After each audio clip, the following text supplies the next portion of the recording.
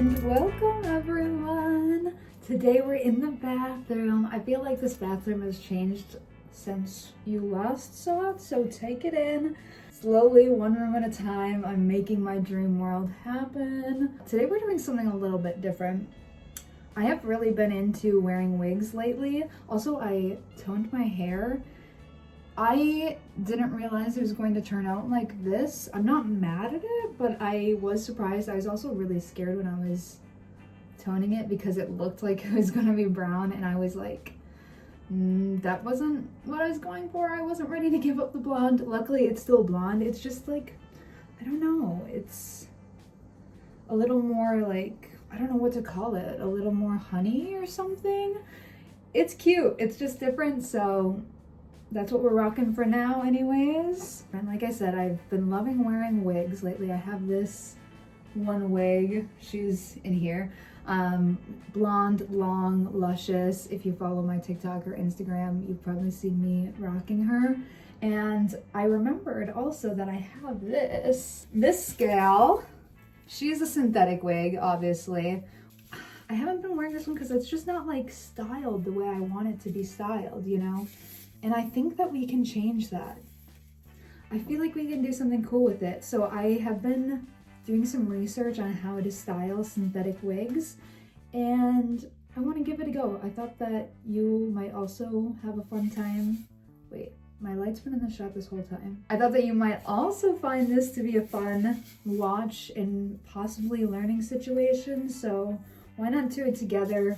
Do like a little life update chat kind of a thing. It's been a long time since I've just talked to you about everything that's going on. And I'd love to catch up because I miss you guys, and hopefully the feeling is mutual. I'm just gonna start by brushing her out because I throw it on just sometimes when I'm being silly, and it shows anyways in the brushing situation. So let's just brush her out. Is this a good setup? Should I set you back a little bit more? Okay, I think this might be better for the situation, but so what the heck is going on in my life right now? So much. Let's see, I did the Grease show, which you maybe or maybe not saw my audition video where I kind of documented the process of my auditions. It was so much fun. It really rekindled this love and need I have to be in musical theater. So hopefully there will be more of that in the future.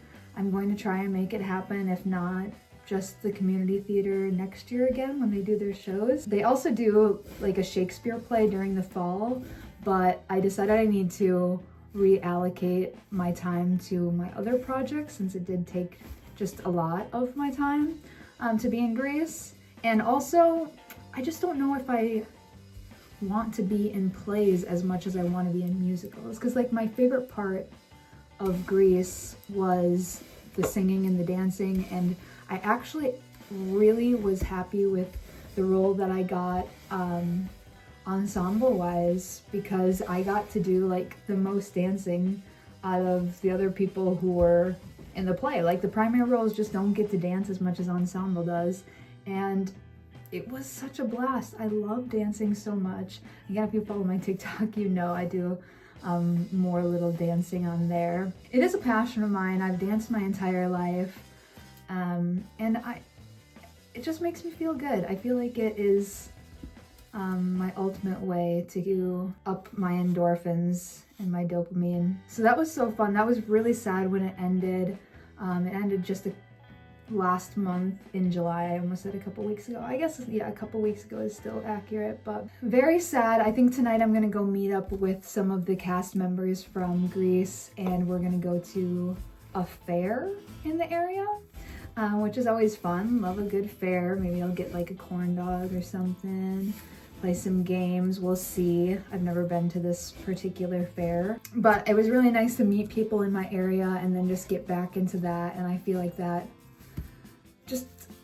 it was good to get physically active again. Like theater people you have to be in pretty good shape, honestly. I mean, you're running around a lot, you're singing and dancing at the same time, you're in the heat, you're going for at least an hour and a half, and we did 8 shows in a week, so you know, it's it's a lot. I've been trying not to curl my hair or put too much heat on my hair since the show's been done, just to give it a break, because I was literally doing my little flip every single day. Normally I only will curl my hair like once a week. I'm gonna put her in the sink while I do this because she's kind of heavy. Okay, I'm gonna start sectioning off and putting it into rollers while I'm talking. I think I'm gonna use the smaller ones on the top and particularly around the face, and then I'm going to use the bigger ones as we go back. So just so you know what I'm doing here in case you're trying to follow along. So yeah, it really got me active, and I feel like it helped me performance even with the band, just with like gaining some confidence that I needed apparently. Just performing with other people, and everybody was so encouraging and sweet to me while I was there. It just kind of reminded me like, oh yeah, you can do things, you know? And it, I think, was really good for me in a lot of ways. I noticed that my stamina got much better, and also just like breath support, like it helped me in so many ways with other performance modes that it's something I really want to revisit and something that I want to keep doing. Hopefully that's in the cards. Here's Andrew. I got snacks. You got snacks? Will you feed me? I can't show you because of the camera. It'll fall. You got brie and cracker? Brie and cracker. I don't know if you want the whole thing. I'll pause this for you. Modesty chew. Oh yeah, I've been trying not to add heat to my hair because every single day doing shows, I was having to reflip the ends of my hair. And normally I will just curl my hair like once a week and then leave it for the whole week, and kind of, that's my hairstyle. I'll just wear it as it falls out because it'll stay in pretty well. But running around, jumping on stage, getting sweaty and hot, and in the humidity, those curls were falling no matter how much got to be old hairspray I would use. So without saying, you know, it goes without saying that my hair needs a little break now at this point. So I've been enjoying wearing wigs anyways, and I have been loving that blonde one. And then I remembered that I have this, which is fun because I do love having colored hair too, but you know, it just is a lot of upkeep. I mean, blonde is too, but I feel like colored hair, fantasy colors, fade out really fast, and they also just transfer everywhere. Like it's all over my headphones, pillowcases, the grout in the showers.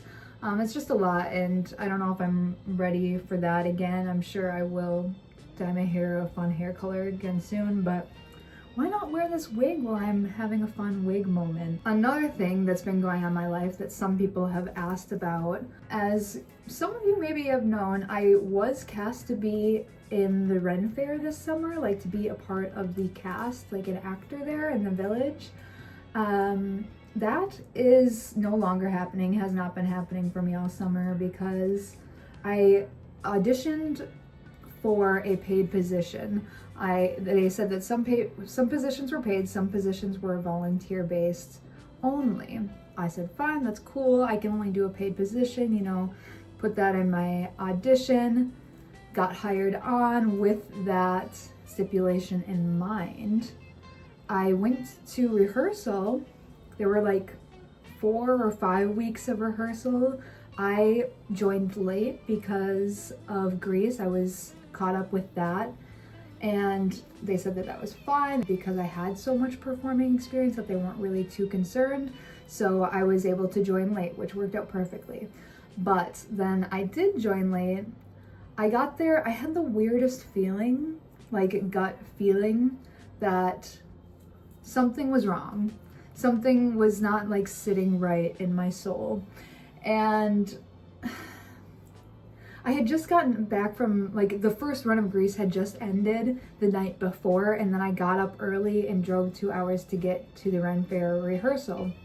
I got there, like I said, weird vibes. I just thought initially that I was nervous because I'm going into something that I had never done before. I didn't really know where I was going. I didn't know what to expect. I didn't know anybody there. Plenty of reasons to be feeling off and unsure and uncertain. And the day went by, we were doing like our training kind of stuff, and learning how to do the maypole dances, basically just learning about like the rules, some tips to help make the summer as good as it can be for us and for patrons who are coming to the Ren Fair. All was fine and well. At the end, I kind of expected that day at some point to talk about pay and to be going over like what the compensation was going to be for the summer. We never got to that, but I figured maybe like they had all just talked about it within like the first week, and since I was a late joiner, it just kind of got overlooked to tell me about it and to maybe have me like sign paperwork, you know, all that kind of stuff. That's kind of what I thought we were going to be doing.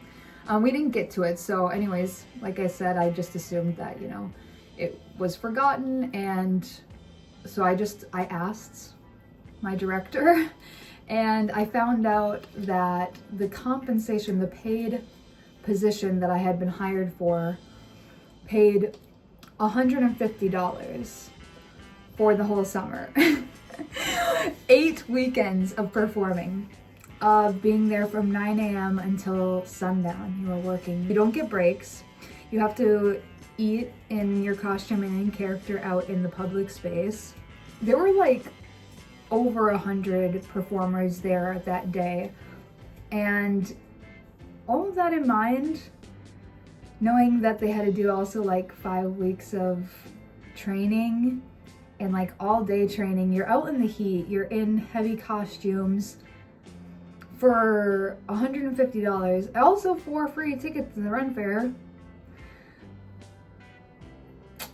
It was kind of a joke to me, and it was actually really insulting, and it's actually just really sad because it's just another case of artists not being paid, performers not being paid.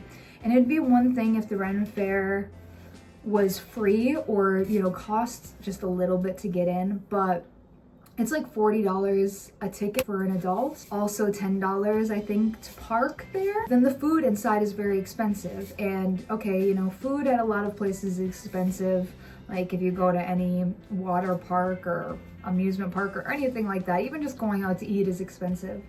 But they also don't let you bring food in if you want to have a little picnic, and you're also not supposed to eat in the parking lot. They don't really enforce that, but all of this factored in, somebody's making a killing and not paying performers. Everybody's just expected to do this out of like the passion in their heart for the Ren Fair, and I really don't blame any of the performers because we're all in the same boat. They're all just doing this because it's what they love to do. It makes me really upset because these people are doing work for this company that is making money, that could pay them something. Long hours, long days, all summer long they're expected to be there. Not even to mention the extensive training that they require you to go through. One thing that I thought was cool was that they have like a camping area for the Ren Fair workers to camp all summer, because you know a lot of people will travel from fair to fair and work, and it's different if you're like an independent artist going into the Ren Fair, because usually we'll have like a tip jar or something, or you can negotiate your rates. But if you're like hired on as Ren Fair cast, you know, you're not really making any money. So this is not talking about independent artists. A lot of the people who will travel from fair to fair are more of in the independent artist realm, from what I understand. But even so, like people will travel from like an hour away. Like I was traveling from 2 hours away to work there. Somebody else on my team was saying that they travel an hour. For this, that's a lot of travel for work alone, let alone a volunteer position or only $150 for their paid position. The verbiage also changed from paid position to stipend as soon as I started asking about it. Red flag. But, you know, I thought like, okay, that's cool. People can save money on gas. You can just camp there all summer long and it can be your kind of a thing. At least camp on the weekends when you're working there and save a drive like Saturday morning and Saturday night, Sunday morning, Sunday night. I was like, great, that's awesome that they at least do that.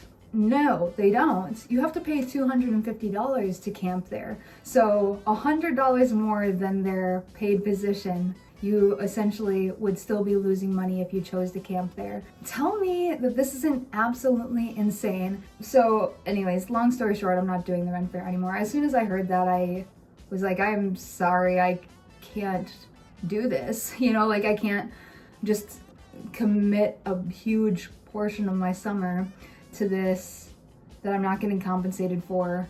It is work, 100%. And again, the workers are doing this out of their passion. Like, that's why so many people get away with not paying artists and performers, is because it is their passion and because they don't have a lot of opportunities to do something like that, you know? And especially like a Ren Fair where it's kind of like a very niche thing. They just don't have a lot of opportunities to like explore this side of themselves, and it gets totally exploited, and it's really frustrating. So I'm not supporting that Ren Fair anymore. It's really sad because I did enjoy going there, even though it was like literally $1 zillion. I could only ever go there, afford my ticket, afford a drink, and I think I bought a pickle before. Absolutely wild. So that didn't happen this summer, but it ended up being okay because I have plenty of things to fill my time with. I just thought it was going to be a fun way to make some extra cash and get out there and get some other performing skills under my belt, on my resume, learn some stuff, you know, just another cool thing to add to my things that I've done. But it didn't end up panning out. I'm just so tired of artists not getting paid and expecting to just do the work because it's what they love to do and they don't have other opportunities to do it. Like, even so many venues just do not pay, and they have people coming in and buying alcohol, and it's like, if you want to have entertainment for the night, you should put aside a certain amount of money for that to happen. Or when people are paying like a cover to come in, like, I just don't understand. It's so backwards right now. And like, even the community theater, you know, I enjoyed it. I feel like I gained so much from it. I got experience. I got, like I was saying, I feel like it fueled my confidence and really just gave me a boost in myself that I needed. And it just got me back into this mode, feeling like I can do things again. And also I just met like incredible people. At the same time, somebody's raking in a lot of money, and like, it's connected to the college. People are like, well, the college doesn't have like a sports team that they get their money from. Okay, but football players for a sports team for colleges get paid, do they not? And even if they don't, they're going to the college and they're getting part of their tuition paid. They're getting like a scholarship. So they should be doing something like that for the college students who are in the theater and who are devoting 3 days out of the week for practices and then 3 weeks for performances, that including tech week. You know what I'm saying? Like, especially when you're charging like $30 a ticket for people to come in. It'd be one thing if it was free.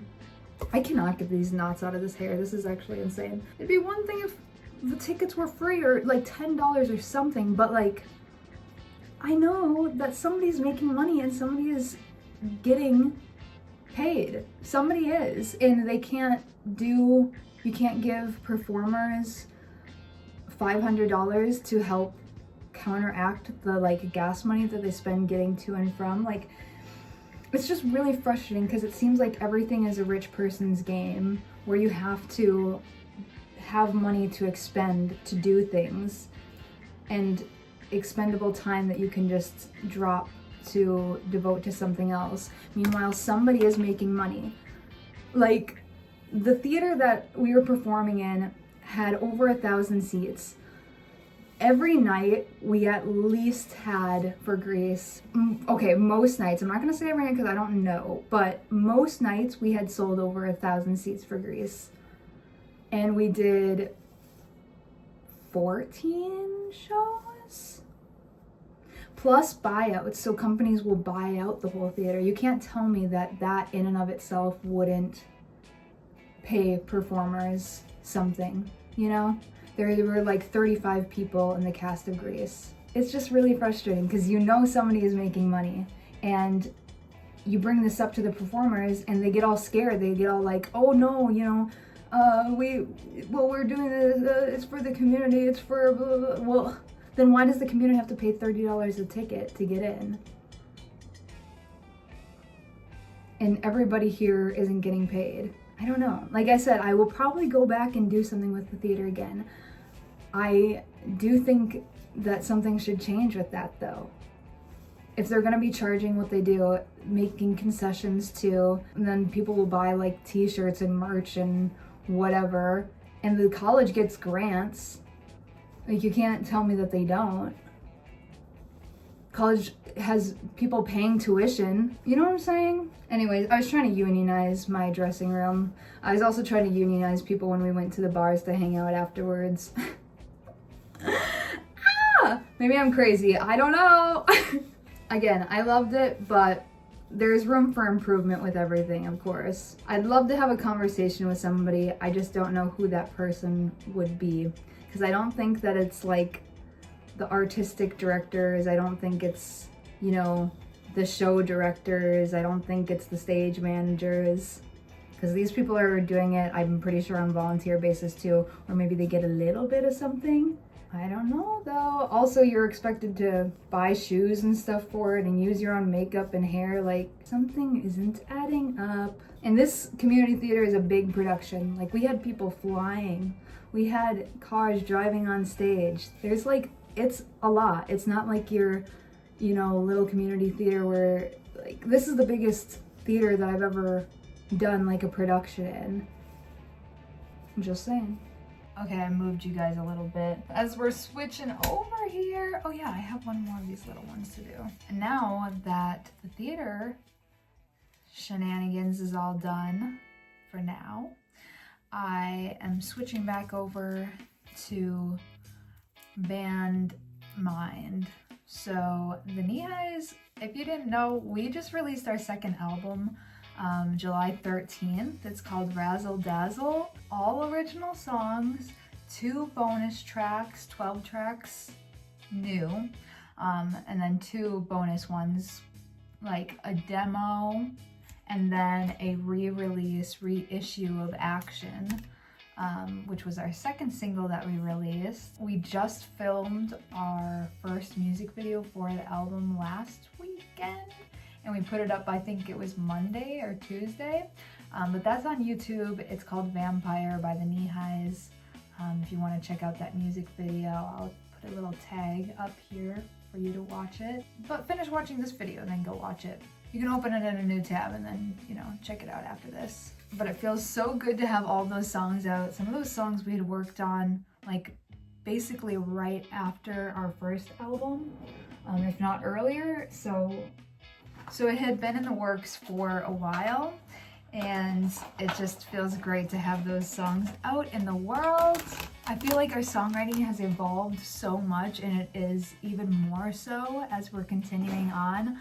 I'm really just excited for what we have released, what we have getting ready to release. We've already got songs that we're recording and working on for singles to come up, for a possible EP. We just gained a new member of the band, which I'm so excited about. I don't think that we ever formally explained what happened last year, the beginning of last year. I think that we maybe talked about it a little bit here and there, but never like an official announcement. And maybe I'll make like an actual YouTube video where I talk about this so that it's easy to find and reference for people. But essentially, Ash and Chris, who were in the band, Chris played drums and Ash played rhythm guitar, left at the beginning of 2024 to just kind of chase other dreams that they have in their life. We all had kind of different visions for what the band was going to be and what role it was going to play in our lives. And I think that we were just realizing that more and more as time was going on, and they had things that were pulling them in a different direction, and we were being pulled more towards focusing on the band. even more than we were. And ultimately they decided to depart from the group. It was all in good vibes. I mean, it was really sad. We all were like bawling our eyes out when it happened officially. It happened on the 2024, I think it was like May or April, that we did a little West Coast tour, and they told us before our first show out there, and it was heartbreaking. It was super duper sad. I mean, the end to anything is always very sad, and especially since we're all friends, you know, it's not easy. So it was good that it ended on good terms though, and it wasn't like, I know a lot of bands can have explosive endings where people aren't friends anymore, but we all still see each other and hang out whenever we can. We're just doing different things, so that's basically, in a nutshell, what happened with them. And so Alice and I were basically figuring out what to do as far as like new members. All of last year, it's basically been, you know, a few months, over a year now that Ash and Chris have been out of the band. We spent that time just kind of figuring out what we wanted the Knee Highs to look like moving forward. We didn't want to feel like we were replacing Ash and Chris, because that's just impossible. They have huge shoes that somebody would have to fill, and I feel like it's not possible, and it wouldn't be fair to somebody else coming in for fans to be like looking at them and comparing them to Ash and Chris if we took on like two new female members that would take their roles. I feel like it would just be like a recipe for comparison, which is the thief of joy, and so we don't want that. So Andrew, who was always a part of the Knee Highs behind the scenes, he does a huge part of our composing for our music. He has always played on the records pretty much, besides maybe like the first album, but like from singles onwards after that, he's always played on it. He's produced, he's written parts, he records us, he's like our engineer, and he of course was down to step in as a guitarist as well, which I feel like really helped our sound just because he is such a talented musician and performer. It was really nice to have somebody who's just been doing this their whole life, since we're still so new at it in comparison. And then we have many friends who drum, so that was kind of like a harder, not quite as of a no-brainer position to fill, but we have our friend Nick, who is now the drummer for the Knee Highs, and he's great. He is a great vibe to be around. He's easy to work with. He's a fun-loving guy, and he's an excellent drummer. And he stepped in to do drums. So for a while, it was just the four of us, with Al and I fronting and kind of leading the way. And, you know, just kind of feeling like something was missing. We missed the camaraderie of like a girl band. As fun as the guys are and as great as they are for the audition, you know, it's just not the same. And just like two heads are better than one, three is better than two. So we were kind of mulling over the idea for a little bit to add in our friend Jamie. And Jamie and I have known each other like in an online space since we were 15, 14, super young anyways. I remember I found her on Instagram when the online vintage community was super duper small. Like it was really, I feel like all of us knew each other at that point. At least everybody goes on Instagram. It's very different than what it is now. Like TikTok has helped it blow up so much, and it's so cool to see that there's really just, it's not as small of a niche as it once was. But anyways, Jamie and I met each other through that and have stayed in touch over all the years. And then I'm also in another band with Jamie called the Jet Girls, and we have been a band for years now. We kind of were slightly hinting at it being like our alter ego band, but now it really is the Knee Highs evil alter ego band, because Jamie is now in the Knee Highs, and Jamie is a keyboard player, pianist, and she plays the guitar. in the Jet Girls, which is super cool. She's a great songwriter. She's super fun to be around. She has great style. Like, she just meshes in with what we already have so perfectly. It was really a no-brainer of like who to add in. Once we realized that she's standing right in front of us, it was like, oh, duh, you know, of course. So that really worked out super well. And also, I've just been writing a lot with keys. I've kind of been shifting more into that in my personal writing.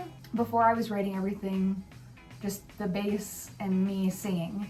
And now I'm doing a lot more with keyboards, sampling drums, layering the keyboards on top of each other. Pretty much keyboards and then a drum sample is what my demos have turned into.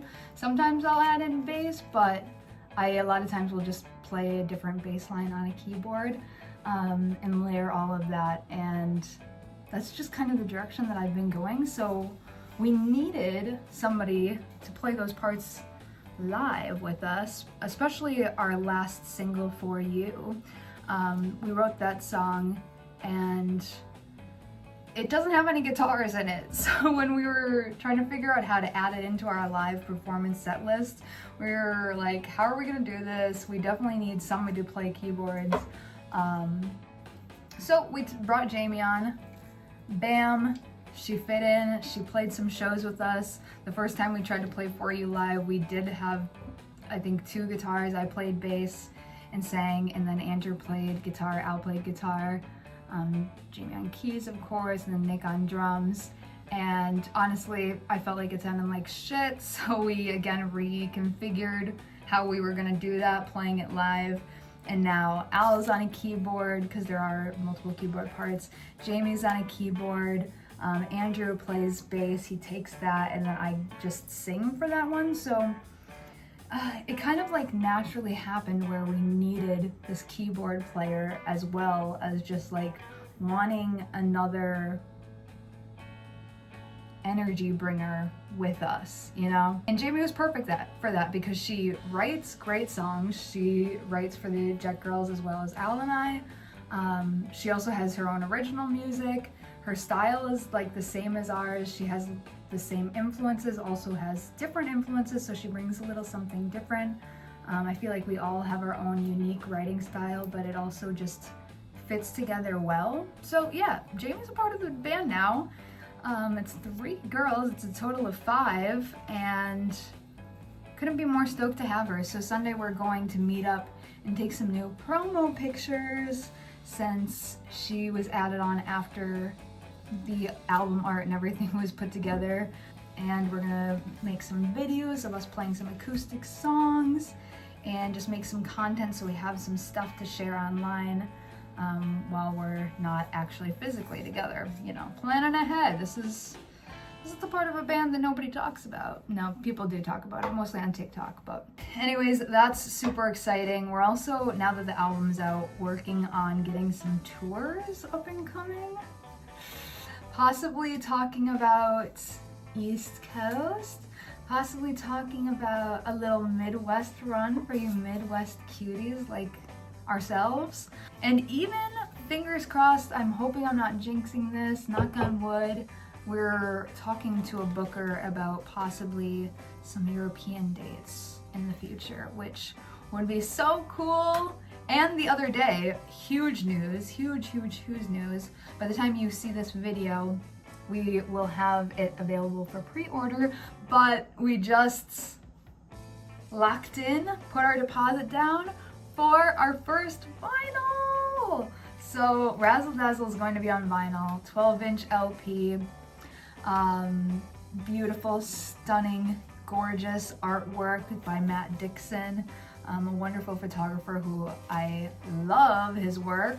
He did the front and back art. We're also adding in a little extra special surprise for this first batch of vinyl. So if you're into collectible things, specifically of the vinyl nature, you might want to snag one of these ones. I also think that we're doing a little bit of a discount for pre-order people, so another reason to put your name down and get it ordered ASAP, basically. We're doing paper dolls.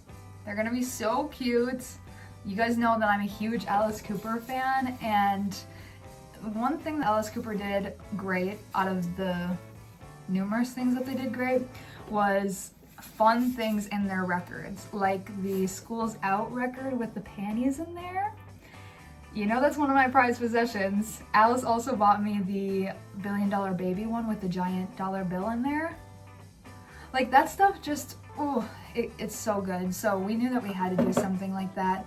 Paper dolls is what you're getting, little paper dolls with the knee highs with changeable stage wear outfits. Very cute, very fun. We also have new merch up. We did new t-shirts, new t-shirt designs, designed by Al and I, printed by Al and I, buttons designed, printed by Al and I, all done by us. So if you want to support us, that's the way to do it. Buy some merch, come out to a show, stick around and stay tuned for when we announce our tour destination stops, and I hope to see some of you out there. I'm so excited. Definitely give the album a listen. We also have it on Bandcamp, and we have CDs available now.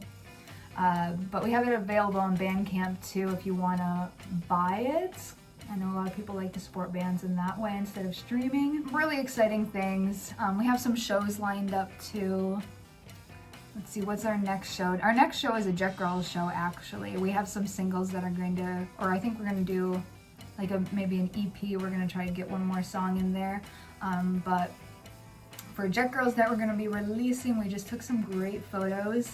I'll put up like a few of them so you can see the vibe because they're so cute. Our friend Mickey shot them, and she is such a great photographer. If you're in the Chicago area and you need photos, she's doing weddings, she does engagement photos, she's doing artists, you know, whatever you need a photographer for, book her because she gets the vibe and she's gonna get the shot. But these were done by her. We're gonna use one of these for the EP art for the Jet Girls. But anyways, we have a Jet Girls show coming up next August 29th. I believe that's the Friday.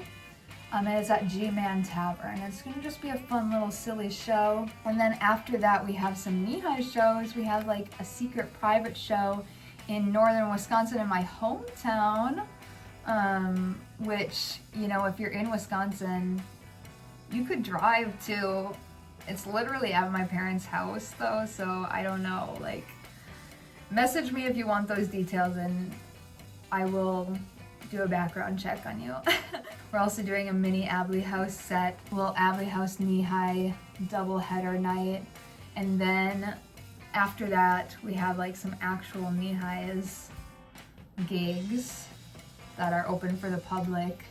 We're gonna play September 6th at the Great Gathering. That's happening again, that festival that I started with my friend Laura Hart.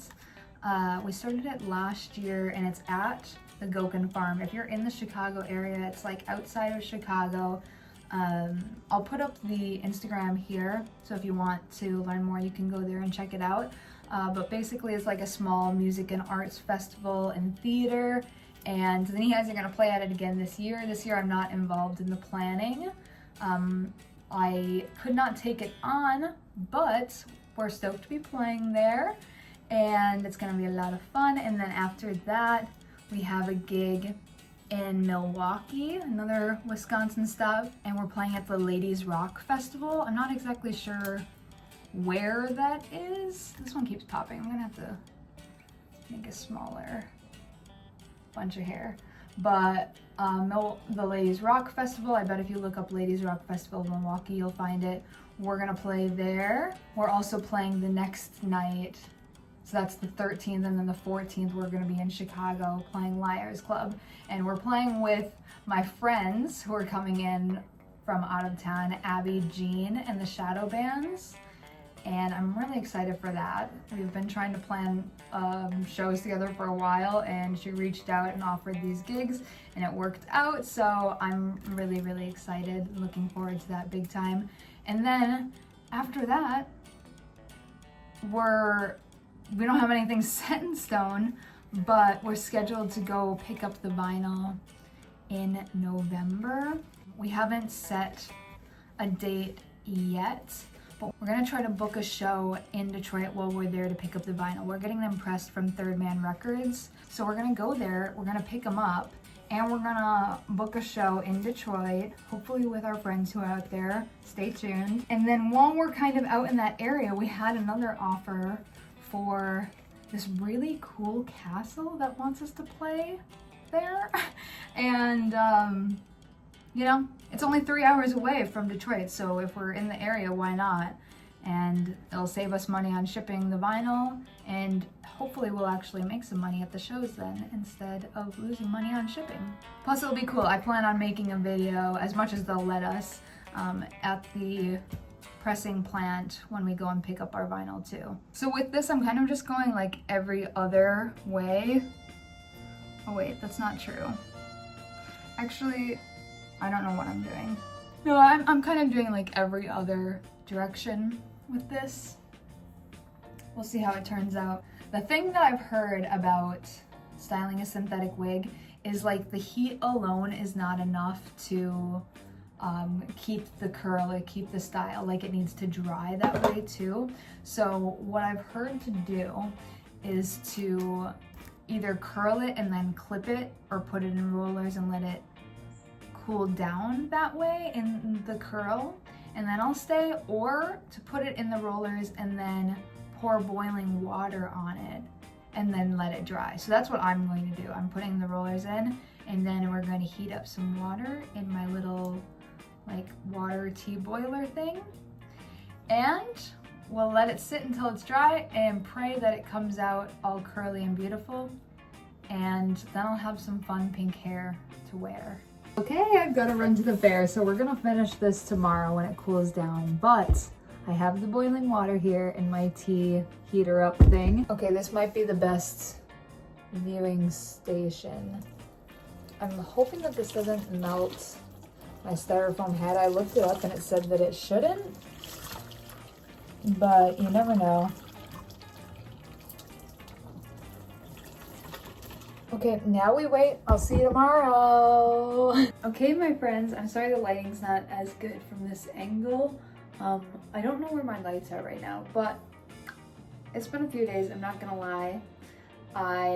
Number one, the second day when I had time to do it again, they still felt a little bit wet, and just with how long the hair is, knowing from my own personal experience, sometimes it takes a long time for curls that have been saturated to dry.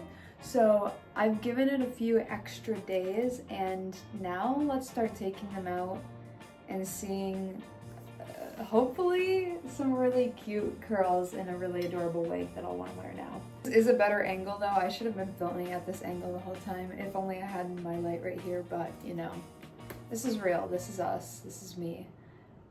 Here's the reveal. If this isn't curled, then that probably means nothing else is curled. Okay, we've got one. I'm so excited. Let's just get into this then.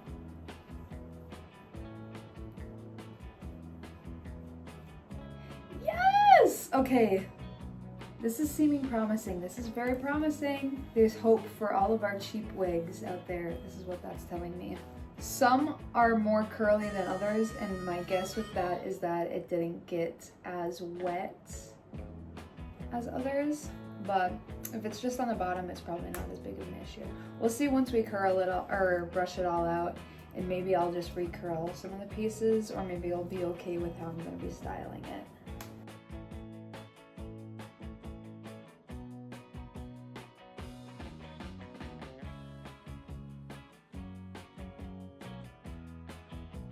Okay, this is how she looks.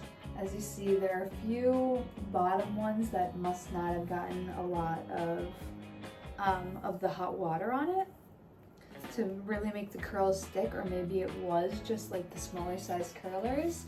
We're gonna brush it out.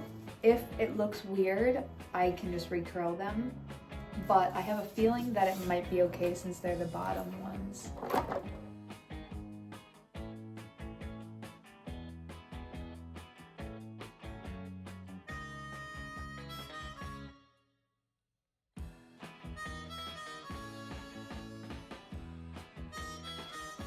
I think this looks so much better now. It's giving like 70s pink Stevie Nicks kind of a vibe. And I'm not going to put it on now because I literally just did my hair for the day. But I will check back with you probably later tonight when I'm taking my hair out, or about to take my hair out. And I'll try it on and we'll see how it truly looks. Again, these bottom pieces could probably use another curl. In this case, I might just use my curling iron and do that, and then like on a low setting, and then put in the roller to let it cool that way, because I heard that that is another method that they can do, but it won't be as much as curling every single piece and then putting it in a roller, since it's just like these couple bottom bits here. But even so, it's not really bad at all, actually.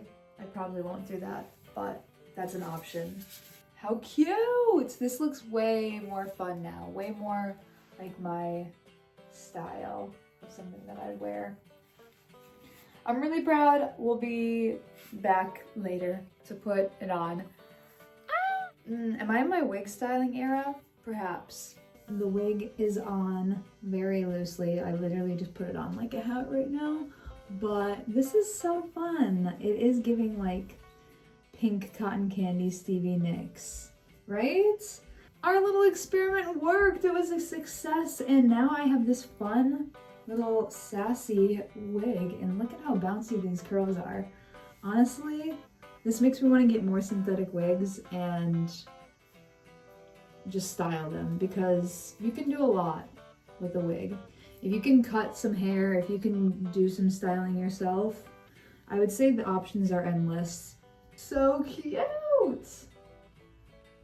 I'll definitely be wearing her out. Maybe even do the Jet Girls show that's coming up at the end of this month.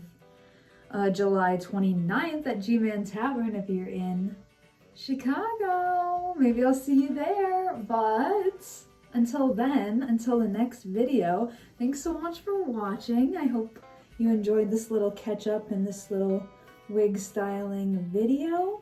Let me know if you try this method on some of your wigs, and I'm curious to know how it goes. Also tag me in pictures if you do it, because I love a wig and I want to see what you guys do. So sending lots of love, and I'll catch you in the next one.